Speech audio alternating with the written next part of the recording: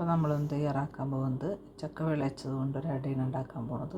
അതിലേക്ക് നമ്മളൊരു പീസ് ചക്ക വിളയിച്ചത് എടുത്ത് വെച്ചിട്ടുണ്ട്, ഒരു തേങ്ങ എടുത്ത് വെച്ചിട്ടുണ്ട്, ഗോതമ്പ് പൊടി എടുത്ത് വെച്ചിട്ടുണ്ട്. അതിലേക്ക് നമ്മൾ ഈ ചക്ക വിളയിച്ചതും അല്പം ഏലക്കായ പൊടിയും ആവശ്യമുണ്ടെങ്കിൽ മധുരം വേണമെന്നുണ്ടെങ്കിൽ കുറച്ച് ശർക്കര നീരും കൂടെ ഒഴിച്ച് നമ്മൾ നന്നായിട്ട് ലേശം ഉപ്പും കൂടെ ചേർത്ത് നമ്മൾ നന്നായിട്ട് കുഴച്ച് എടുക്കാം. നമ്മളത് നന്നായിട്ട് കുഴച്ച് എല്ലാം ചേർത്ത് കുഴച്ച് നന്നായിട്ട് വെച്ചിട്ടുണ്ട്. ഇനി നമുക്ക് തയ്യാറാക്കാം. എല്ലാനും നമ്മൾ ഇലയിൽ പരുത്തിയെടുത്തിട്ടുണ്ട്. ചക്കട റെഡി ആയിട്ടുണ്ട്. അതിന് നമുക്ക് ഇഡ്ഡലി പാത്രത്തിൽ വെച്ച് വേവിക്കാം.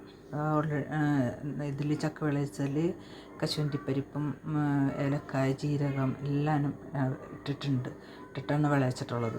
പിന്നെ നമ്മൾ സെപ്പറേറ്റ് വേറെ ഇട്ടില്ല. നമുക്കിത് വേവിച്ചെടുക്കാം. ഇതെല്ലാം ഇഡ്ഡലി പാത്രത്തിൽ വെച്ചിട്ടുണ്ട്. ഇനി നമുക്ക് നന്നായിട്ട് വേവിച്ചെടുക്കാം. അപ്പം നമ്മുടെ ചക്കട റെഡി ആയിട്ടുണ്ട്. അപ്പം നമ്മുടെ ചക്കടയും ചായ റെഡി ആയിട്ടുണ്ട്, വൈകിട്ടത്തൊക്കെ ഉള്ളത്. എല്ലാവരും ചെയ്ത് നോക്കുക. ഇഷ്ടമായാൽ ലൈക്ക് ചെയ്യുക, ഷെയർ ചെയ്യുക, കമൻറ്റ് ചെയ്യുക, സബ്സ്ക്രൈബ് ചെയ്യുക കേട്ടോ.